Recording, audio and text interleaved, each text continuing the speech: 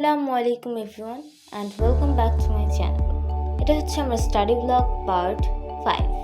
প্রথমে আমি এই ব্লগে কী পড়বো সেটা একটা লিস্ট বানিয়ে নিচ্ছি, তারপর ইংলিশ গ্রামার বই বের করে নিচ্ছি।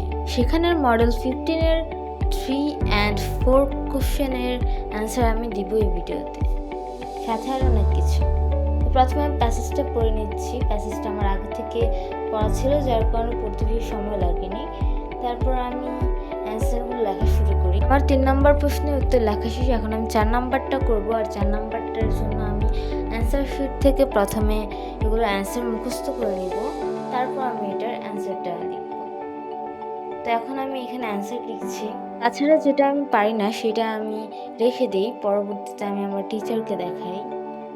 ভেবেছিলাম আজকে আমি অনেক কিছু পড়ব, তবে যা প্ল্যান করি তা কি আর পড়া হয়? তেমন কিছু পড়াই হয়নি, মেন জিনিসটাই পড়িনি।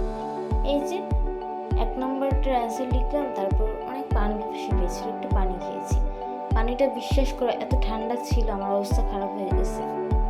এখন আমি মডেল কোশ্চেন 38 করছি ইংলিশ সেকেন্ড পেপারে।